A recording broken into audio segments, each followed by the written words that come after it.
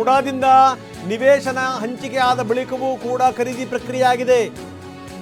CM ಭಾವಮೈದುನ ಜಮೀನು ಖರೀದಿ ಮಾಡಿದ್ದಾರೆ. ಕಾನೂನು ಬಾಹಿರ ಭೂ ಪರಿವರ್ತನೆ ಬಗ್ಗೆಯೂ ಕೂಡ ಆದೇಶದಲ್ಲಿ ಉಲ್ಲೇಖಿಸಲಾಗಿದೆ. ಅಂದರೆ ನಾವು ಯೋಚನೆ ಮಾಡಬಹುದು ಏನಾಗಬಹುದು ಅಂತ. ನ್ಯಾಯಾಲಯ ಏನು ಹೇಳಬಹುದು ಅಂತ. ಆದರೆ ಘನತೆವೆತ್ತ ನ್ಯಾಯಾಲಯ ಏನು ಹೇಳುತ್ತೆ ಅಲ್ಲಿ ತನಕ ಕಾಯಲೇಬೇಕು. ಅತ್ಯಂತ ಸಹಜವಾಗಿಯೇ ಕುತೂಹಲ ಜಾಸ್ತಿಯಾಗಿದೆ. ಇಡೀ ಕರ್ನಾಟಕದ ಚಿತ್ತ ಇವತ್ತು ಕೋರ್ಟಿನ ಮೇಲಿದೆ. ಕಾನೂನು ಬಾಹಿರ ಭೂ ಪರಿವರ್ತನೆ, ಅದಾದ ಮೇಲೆ ಏನು ಅಂದರೆ ಅದನ್ನು ಮಾರಾಟ ಮಾಡಿರೋದು, ಇದೆಲ್ಲದರ ಬಗ್ಗೆನೂ ಕೂಡ ಡಿಕ್ಟೇಷನ್ ಕೊಡ್ತಾ ಇದ್ದಾರೆ ನ್ಯಾಯಾಧೀಶರು. ವೆರಿ ಇಂಪಾರ್ಟೆಂಟ್ಲಿ ಇವತ್ತಿನ ದಿನ ಇದೆಯಲ್ಲ, ಇದು ನಿಜಕ್ಕೂ ಇವತ್ತು ಬಿಗ್ ಡೇ. ಇವತ್ತು ಏನಾಗುತ್ತೆ ಮುಖ್ಯಮಂತ್ರಿಗಳಿಗೆ ಅನ್ನುವಂಥದ್ದು. ಯಾಕಂದರೆ ಇದು ಪ್ರಸನ್ನ, ನಮ್ಮ ಪ್ರತಿನಿಧಿ ಪ್ರಸನ್ನ ಕರೆಕ್ಟಾಗಿ ಹೇಳ್ತಾ ಇದ್ರು. ಅವ್ರು ಹೇಳೋದೇನು ಅಂತಂದರೆ, ಯಾವುದೇ ಕಾರಣಕ್ಕೂ ನಾನು ಮುಖ್ಯಮಂತ್ರಿ ಸ್ಥಾನದಿಂದ ಇಳಿದು ಹೋರಾಟ ಮಾಡೋದಲ್ಲ, ಇದ್ದುಕೊಂಡೇ ಹೋರಾಟ ಮಾಡಬೇಕು ಅನ್ನೋ ನಿರ್ಧಾರ. ಸಿಎಂ ಪತ್ನಿಗೆ ಜಮೀನು ದಾನ ನೀಡಲಾಗಿದೆ. ಬದಲಿ ನಿವೇಶನಕ್ಕೆ ಕೋರಿಕೆಯ ವಿವರವನ್ನು ನಮೂದಿಸಲಾಗಿದೆ. ಡಿಕ್ಟೇಷನ್ ಕೊಟ್ಟಿರೋದು 14 ನಿವೇಶನಗಳ ಕಾನೂನು ಬಾಹಿರ ಹಂಚಿಕೆ. ನೋಡಿ, ವಿಜಯನಗರ ಲೇಔಟ್ನಲ್ಲಿ ನಿವೇಶನ ಹಂಚಿಕೆಯ ಬಗ್ಗೆ ಉಲ್ಲೇಖವನ್ನು ಕೊಡಲಾಗಿದೆ. ಉಕ್ತ ಲೇಖನವನ್ನು ಕೊಡ್ತಾ ಇದ್ದಾರೆ. ಬದಲಿ ನಿವೇಶನಕ್ಕೆ ಕೋರಿಕೆಯ ವಿವರ, ಅದೆಲ್ಲದರ ಬಗ್ಗೆನೂ ಕೂಡ ವಿವರಗಳನ್ನು ಕೊಡ್ತಾ ಇದ್ದಾರೆ. ಮುಡಾದಿಂದ ನಿವೇಶನ ಹಂಚಿಕೆಯಾದ ಬಳಿಕವೂ ಕೂಡ ಖರೀದಿ ಪ್ರಕ್ರಿಯೆ ಆಗಿರುವಂಥದ್ದು. ಸಿಎಂ ಭಾವಮೈದುನ ಜಮೀನು ಖರೀದಿ ಮಾಡಿರೋದು, ಕಾನೂನು ಬಾಹಿರ ಭೂ ಪರಿವರ್ತನೆ ಆಗಿರೋದು, ನಂತರ ಸಿಎಂ ಪತ್ನಿಗೆ ಜಮೀನು ದಾನ ಕೊಟ್ಟಿರೋದು, ನಂತರ ಬದಲಿ ನಿವೇಶನಕ್ಕೆ ಕೋರಿಕೆಯ ವಿವರವನ್ನು ನಮೂದು ಮಾಡಿರುವಂಥದ್ದು, 14 ನಿವೇಶನಗಳ ಕಾನೂನು ಬಾಹಿರ ಹಂಚಿಕೆ ಆಗಿರುವಂಥದ್ದು. ಈ ಸಾಲುಗಳನ್ನು ನೋಡಿದ್ರೆ ನಾವು ಗೊತ್ತಾಗುತ್ತೆ ನಮಗೇನು ಅಂತೇಳಿ ಅಂತ. 14 ನಿವೇಶನಗಳ ಕಾನೂನು ಬಾಹಿರ ಹಂಚಿಕೆ. ವಿಜಯನಗರ ಲೇಔಟ್ನಲ್ಲಿ ನಿವೇಶನ ಹಂಚಿಕೆಯ ಬಗ್ಗೆಯೂ ಕೂಡ ಉಲ್ಲೇಖವನ್ನು ಕೊಡಲಾಗಿದೆ. ಉಕ್ತ ಲೇಖನವನ್ನು ಕೊಡ್ತಾ ಇದ್ದಾರೆ ನ್ಯಾಯಮೂರ್ತಿಗಳು, ಡಿಕ್ಟೇಷನ್ ಕೊಡ್ತಾ ಇದ್ದಾರೆ. ನಿನ್ನೆ ತೀರ್ಪು ಬಂತಲ್ಲ, ಆವಾಗಲೂ ಕೂಡ ನ್ಯಾಯಾಧೀಶರು ಹೇಳಿದ್ದದೆ ನಿನ್ನೆ, ಅಲ್ಲ ಸ್ವಾಮಿ, 40 ಕಿಲೋಮೀಟರ್ ದೂರದಲ್ಲಿರುವಂಥ ಭೂಮಿಗೆ ನೀವು ಇಲ್ಲೇ ಪಕ್ಕದಲ್ಲಿ ಒಂದು ಒಂದು ಒಂದು ಒಂದು 400 ಮೀಟರ್ ಹೆಜ್ಜೆನಲ್ಲಿ ನೀವು ಈ ಸೈಟ್ಗಳನ್ನು ಪಡೆದು ಬಿಟ್ಟರೆ ಗತಿ ಏನು ಅಂತ ಕೇಳಿದ್ರು ಅವರು. ಪ್ರಕರಣದಲ್ಲಿ ಸಿಎಂ ಪಾತ್ರ ಏನು, ಸಿಎಂ ಪಾತ್ರದ ಬಗ್ಗೆ ಜಡ್ಜ್ ಉಲ್ಲೇಖ ಮಾಡ್ತಾ ಇದ್ದಾರೆ. Very importantly. ಹಾಗಾದರೆ ಹೆಂಗೆ ಗೊತ್ತಾ, ಅವರು ಪ್ರತ್ಯಕ್ಷವಾಗಿ ಪರೋಕ್ಷವಾಗಿ ಇವರು ಯಾವ ರೀತಿ ಪ್ರಭಾವ ಬೀರಿದ್ದಾರೆ. ಪ್ರಕರಣದಲ್ಲಿ ಸಿಎಂ ಪಾತ್ರ ಏನು ಅದರ ಬಗ್ಗೆ ಜಡ್ಜ್ ಉಲ್ಲೇಖಿಸ್ತಾ ಇದ್ದಾರೆ. ಆರಂಭದಿಂದ ಕೊನೆಯ ತನಕ, ಮೊದಲಿನಿಂದ ಕೊನೆಯ ತನಕ ಒಂದಲ್ಲ ಒಂದು ದೊಡ್ಡ ಹುದ್ದೆಗಳಲ್ಲಿ ಸಿದ್ದರಾಮಯ್ಯ ಇದ್ದರು.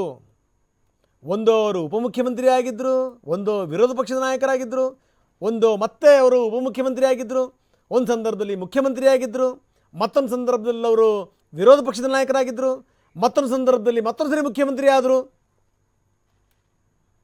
ಒಂದಲ್ಲ ಒಂದು ಹಂತದಲ್ಲಿ, ಒಂದಲ್ಲ ಒಂದು ಸಂದರ್ಭದಲ್ಲಿ ಆ ಸಿ ಎಂ ಇದ್ರಲ್ಲ, ದೊಡ್ಡ ಹುದ್ದೆಗಳಲ್ಲಿದ್ದರಲ್ಲ, ಆ ಪಾತ್ರದ ಬಗ್ಗೆ ಜಡ್ಜ್ ಉಲ್ಲೇಖಿಸ್ತಾ ಇದ್ದಾರೆ. Very importantly. ಬಹುಶಃ ಏನು ಅಂತಂದರೆ ಇದರ ಈ ಉಲ್ಲೇಖವನ್ನು ನೋಡಿದ ಮೇಲೆ ಒಂದು ಸ್ಪಷ್ಟತೆ ಸಿಗುತ್ತೆ ಖಂಡಿತವಾಗ್ಲೂ. ಘನತೆವೆತ್ತ ನ್ಯಾಯಾಲಯ ಏನು ಹೇಳುತ್ತೆ, ನ್ಯಾಯಾಧೀಶರು ಏನು ತೀರ್ಪನ್ನು ಕೊಡಬಹುದು ಅನ್ನುವಂಥ ಕುತೂಹಲ ಅತ್ಯಂತ ಸಹಜವಾಗೇ ಇದೆ ಎಲ್ರಿಗೂ ಕೂಡ. ಇದು ಸಾಮಾನ್ಯ ಸಂಗತಿ ಅಲ್ಲ. ಬಹುಶಃ ಇಲ್ಲಿಂದ ಹೊಸ ರಾಜಕೀಯ ಬೆಳವಣಿಗೆ ಶುರುವಾದರೂ ಕೂಡ ಆಶ್ಚರ್ಯ ಇಲ್ಲ, ಅಚ್ಚರಿ ಇಲ್ಲ. ರಾಜಕಾರಣ ಸ್ವಾಮಿ, ಏನು ಬೇಕಾದರೂ ಆಗಬಹುದು, ಯಾವುದು ಹೆಂಗೆ ಬೇಕಾದರೂ ತಿರ್ಕೋಬೋದು. ಏನಾಗ್ಬೋದು ಹಾಗಾದರೆ, ಯಾವ ರೀತಿಯ ಆದೇಶ ಬರುತ್ತೆ? ಪ್ರಸನ್ನ, ಬನ್ನಿ, ನಮ್ಮ ಪ್ರತಿನಿಧಿ ಪ್ರಸನ್ನ ನಮ್ಮ ಜೊತೆಗೆ ಸಂಪರ್ಕದಲ್ಲಿದ್ದಾರೆ. ಪ್ರಸನ್ನ, ನಾವು ಹಲವಾರು ವಿಚಾರಗಳನ್ನು ನನ್ನ ನಡುವೆ ಕೊಡ್ತಾ ಇದ್ವಿ, ಏನು ನಡೀತಾ ಇದೆ ಅನ್ನುವಂಥದ್ದು ಎಲ್ಲ ವಿವರಗಳನ್ನು ಕೊಡ್ತಾ ಇದ್ದಾರೆ, ಉಕ್ತ ಲೇಖನವನ್ನು ಕೊಡ್ತಾ ಇದ್ದಾರೆ ನ್ಯಾಯಾಧೀಶರು. ಏನಾಯಿತು ಏನು ಎತ್ತ ಅಂತ, ಜೊತೆಗೆ ನೋಡಿ ಭೂಮಿಯ ಖರೀದಿ, ಜೊತೆಗೆ ಏನಂದರೆ ಡಿನೋಟಿಫಿಕೇಷನ್, ಅದಾದ ಮೇಲೆ ಏನು ಅಂತಂದರೆ ಅವರು ಆ ಪರಿಹಾರವನ್ನು ಪಡಿತಿದ್ದಂಥ ರೀತಿ, ಅದೆಲ್ಲದರ ಬಗ್ಗೆಯೂ ಕೂಡ ಉಲ್ಲೇಖ ಮಾಡ್ತಾ ಇದ್ದಾರೆ. ವೆರಿ ಇಂಪಾರ್ಟೆಂಟ್ಲಿ, ಮುಖ್ಯಮಂತ್ರಿಗಳ ಪಾತ್ರ ಏನು ಇದರಲ್ಲಿ ಅನ್ನುವಂಥದ್ದನ್ನು ಕೂಡ ಈಗ ಜಡ್ಜ್ ಹೇಳ್ತಾ ಇದ್ದಾರೆ. ಇದಾದ ನಂತರ ಬಹುಶಃ ತೀರ್ಪು ಬರ್ಬೋದು. ನೀವು ಮುಂದುವರಿಸಿ.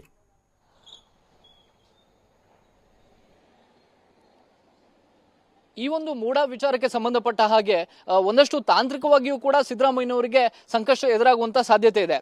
ಉಪಮುಖ್ಯಮಂತ್ರಿಗಳಾಗಿ ಅವರು 1999ರಲ್ಲಿ ಇರ್ತಾರೆ. ಆ ಸಂದರ್ಭದಲ್ಲಿ ಡಿನೋಟಿಫಿಕೇಶನ್ ಆಗುತ್ತೆ. ಡಿನೋಟಿಫಿಕೇಶನ್ ಆಗೋಕ್ಕಿಂತ ಮುಂಚಿತವಾಗಿಯೇ ಅದು ಫೈನಲ್ ನೋಟಿಫಿಕೇಶನ್ ಕೂಡ ಈ ಸರ್ವೆ ನಂಬರ್ 464 ಕೆಸರೆ ಗ್ರಾಮದ 3 ಎಕರೆ 16 ಗುಂಟೆ ಫೈನಲ್ ನೋಟಿಫಿಕೇಶನ್ ಆಗಿರುತ್ತೆ. ಅವರ ಮೂಲ ಮಾಲೀಕರಿಗೆ ಅದಕ್ಕೆ ಸಂಬಂಧಪಟ್ಟಂತ ಪರಿಹಾರದ ಹಣವನ್ನು ಕೂಡ ತೆಗೆದಿರಲಾಗುತ್ತೆ. ಇಂತಹ ಸಂದರ್ಭದಲ್ಲಿ 2001ರಲ್ಲಿ ಇಲ್ಲಿ ಮೂಡ ಸೈಟ್ಗಳನ್ನ ಮಾಡಿ ಸುಮಾರು 21 ಜನರಿಗೆ ಹಂಚಿಕೆಯನ್ನ ಮಾಡುತ್ತೆ. 2001ರಿಂದ ಹಂಚಿಕೆ ಆಗಿ ಹೋದಂತ ಸೈಟ್ಗಳನ್ನ, ಅಂದ್ರೆ ಅಲ್ಲಿ ಬಡಾವಣೆ ಆಗಿದೆ, ರಸ್ತೆ ಆಗಿದೆ, ಅದಕ್ಕೆ ಸಂಬಂಧಪಟ್ಟಂತ ಲೇಔಟ್ ನಲ್ಲಿ ಏನೇನು ಅಧಿಕೃತವಾಗಿರಬೇಕು ಆ ಎಲ್ಲಾ ನಿವೇಶನಕ್ಕೆ ಸಂಬಂಧಪಟ್ಟಂತ ಎಲ್ಲಾ ಒಂದು ಸೌಕರ್ಯಗಳು ಕೂಡ ಇದಾವೆ.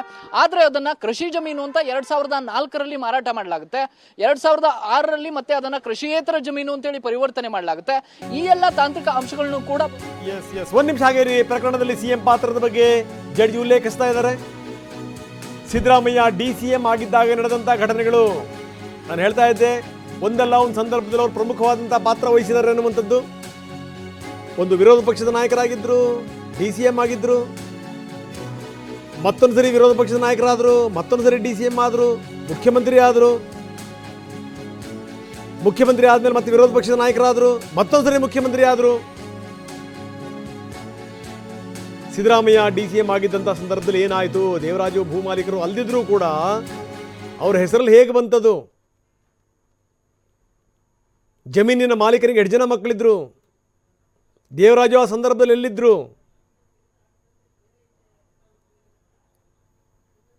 CM ಆದ ನಂತರ ನಡೆದಂಥ ಘಟನಾವಳಿಗಳೇನೇನು ಅದನ್ನ ಈಗ ಪ್ರಸ್ತಾಪ ಮಾಡ್ತಾ ಇದ್ದಾರೆ ಜಡ್ಜ್. ದೂರಿನಲ್ಲಿ ಅದನ್ನ, ರಿಪೋರ್ಟಲ್ಲಿ ಅದನ್ನು ಉಲ್ಲೇಖಿಸ್ತಾ ಇದ್ದಾರೆ.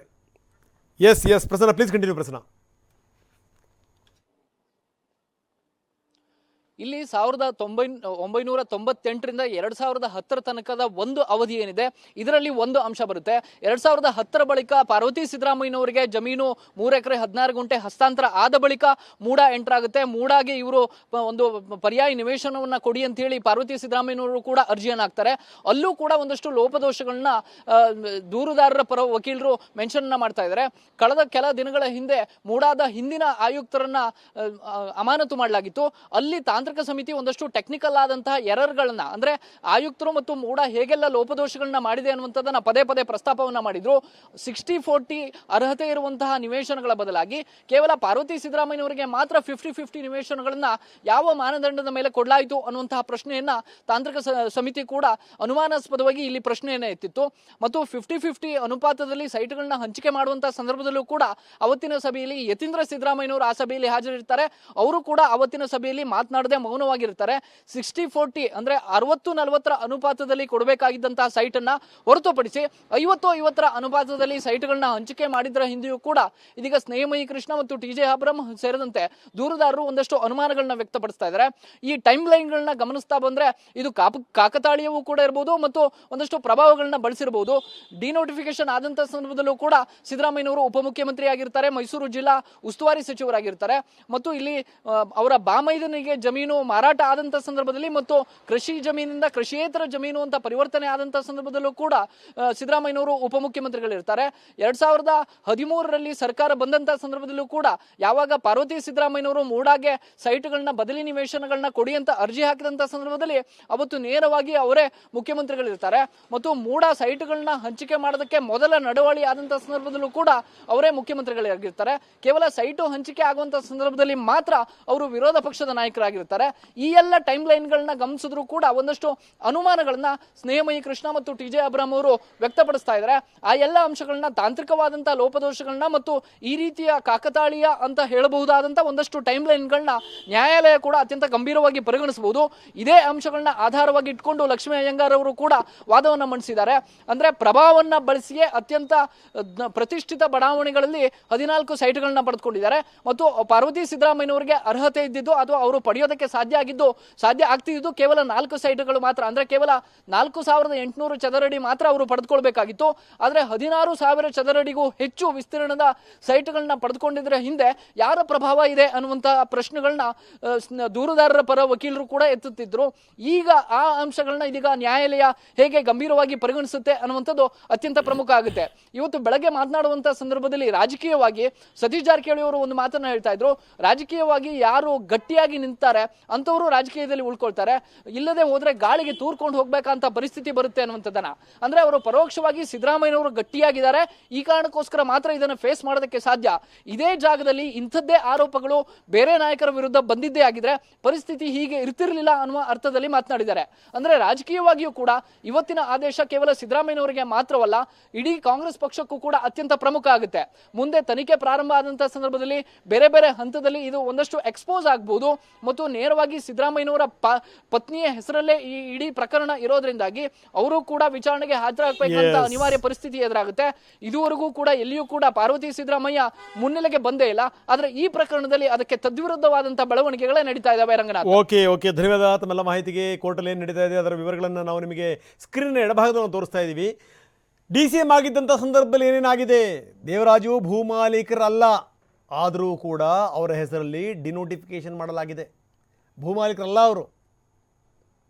DCM ಆಗಿದ್ದಂಥ ಸಂದರ್ಭದಲ್ಲಿ ನಡೆದಂಥ ಘಟನಾವಳಿಗಳು, CM ಆದ ನಂತರ ನಡೆದಂಥ ಘಟನೆಗಳು ಇವೆಲ್ಲವನ್ನೂ ಕೂಡ ಜಡ್ಜ್ ಪ್ರಸ್ತಾಪ ಮಾಡ್ತಾ ಇದ್ದಾರೆ, ಅಂಶಗಳನ್ನು ಉಲ್ಲೇಖಿಸ್ತಾ ಇದ್ದಾರೆ, ದೂರಿನ ಅಂಶಗಳನ್ನು ಉಲ್ಲೇಖಿಸ್ತಾ ಇದ್ದಾರೆ. ಹೈಕೋರ್ಟ್ CM ಅರ್ಜಿಯನ್ನು ವಜಾಗೊಳಿಸಿರುವ ಆದೇಶವನ್ನು ಕೂಡ ಸಲ್ಲಿಸಲಾಗಿದೆ.